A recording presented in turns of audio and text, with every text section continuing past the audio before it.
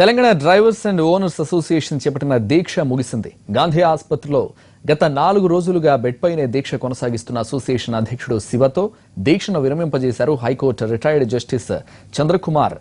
శివ అయ్యప్పమాల ధరించి ఉండడంతో శబరిమల వెళ్లాల్సి ఉంది. దీంతో దీక్ష విరమించినట్లు తెలిశారు.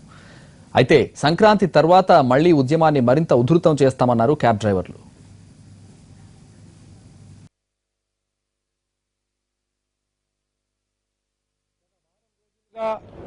స్వామి నిరాహార దీక్ష చేస్తున్నాడు.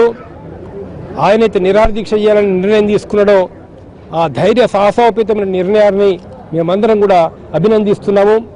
ఆయన తన ప్రాణాలను పణంగా పెట్టి ఇవాళ డ్రైవర్ల కోసం, క్యాబ్ డ్రైవర్ల కోసం ఈ యొక్క దీక్ష కొనసాగిస్తున్నాడు.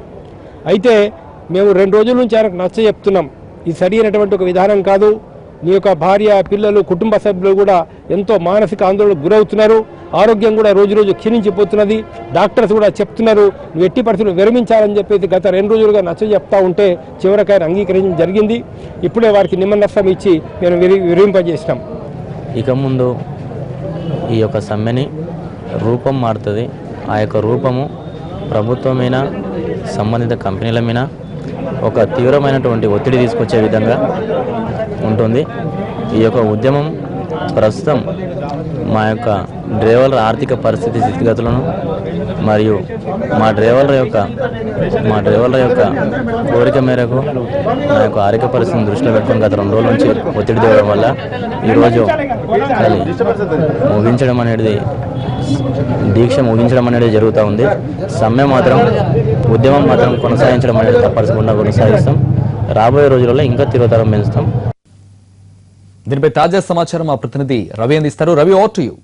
గత 4 రోజులుగా గాంధీ హాస్పిటల్లో దీక్ష కొనసాగిస్తున్నటువంటి Telangana cab drivers and owners association president Shiva కొద్దిసేపటి క్రితమే దీక్ష విరమింపజేశాడు. ఆయనను ఆసుపత్రిలో బెడ్ పైనే దీక్ష కొనసాగిస్తున్నటువంటి శివతో రిటైర్డ్ జస్టిస్ చంద్రకుమార్ గారు నిమ్మరసం ఇచ్చి దీక్షను విరమింపజేశారు. అయితే గత నెల 30వ తేదీన వీళ్ళు దీక్షను ప్రారంభించారు. ఇందిరా పార్క్ వేదికగా వీళ్ళు దీక్షకు కొనసాగిస్తూనే కంటిన్యూ చేస్తున్నప్పటికీ 4వ రోజు తర్వాత 5వ రోజు ఆమరణ నిరాహార దీక్షకు దిగడంతో వాళ్ళను రాత్రికి రాత్రి అరెస్ట్ చేయడం జరిగింది. ఆ తర్వాత కూడా తను మణికొండ దీక్షా శిబిరంలోనే దీక్షను కంటిన్యూ చేశాడు. ఆ తర్వాత కూడా ఇంట్లోనే తను దీక్షను కంటిన్యూస్గా కొనసాగించాడు. దీని తర్వాత శివను గాంధీ హాస్పిటల్ తరలించిన తర్వాత గాంధీ హాస్పిటల్లోనే బెడ్ పైనే తన దీక్షను కంటిన్యూస్గా కొనసాగిస్తూ వచ్చాడు.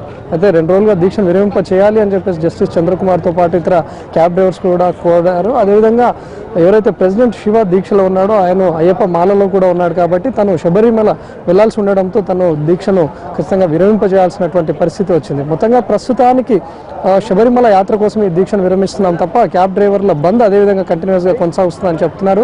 శివ లేకపోయినప్పటికీ కూడా మిగతా క్యాబ్ డ్రైవర్లు తమ నిరసన కార్యక్రమాలను కూడా పూర్తి స్థాయిలో కంటిన్యూ చేస్తామని చెప్తున్నారు.